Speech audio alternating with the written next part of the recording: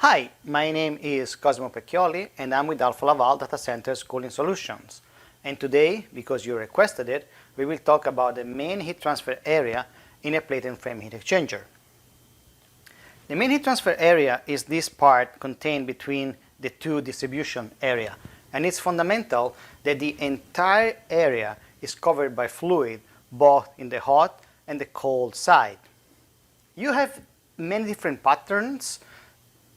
The main two are what is called high theta and low theta. But let's have a look in details about what we mean with these two definitions. The heat transfer area of a plate can have many patterns pressed into its surface depending on the duty.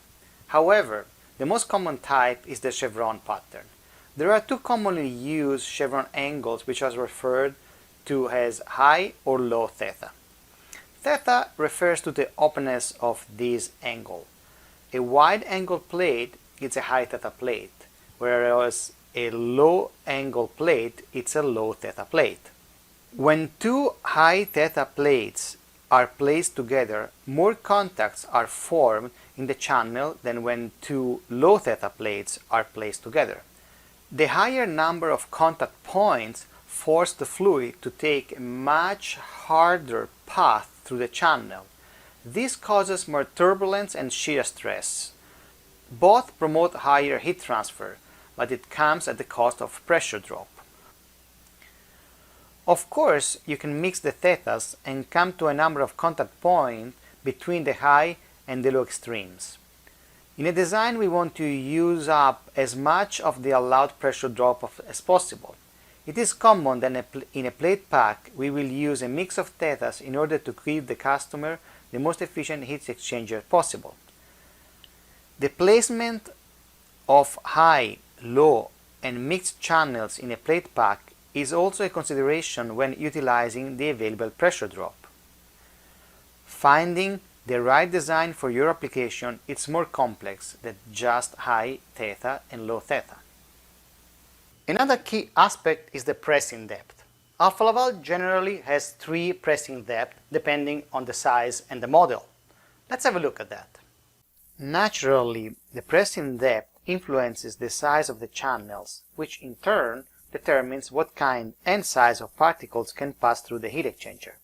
Obviously, this has a significant impact on the fouling rate, but it also impacts the design itself.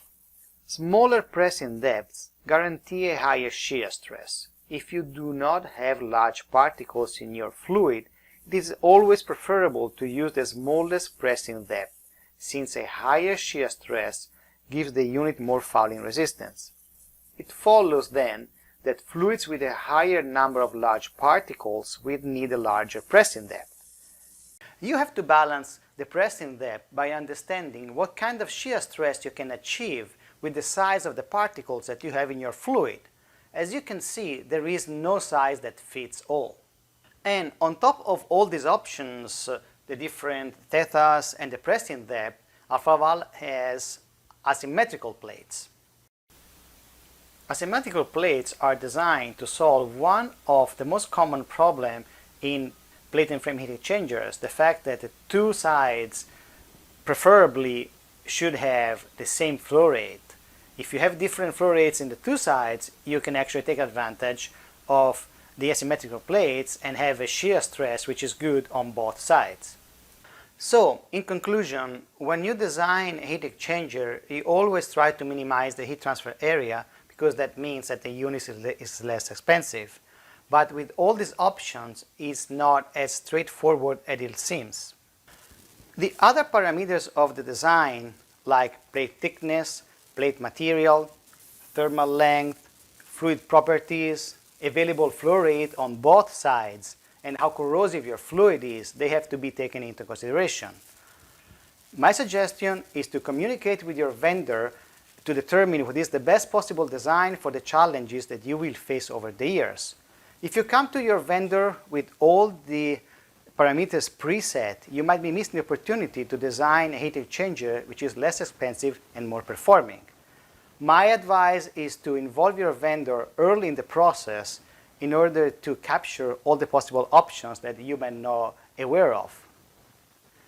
If you found this video interesting, please like it, and if you have any suggestion for future topics, leave a comment in the comment section below. Thank you very much for watching this video and have a great day.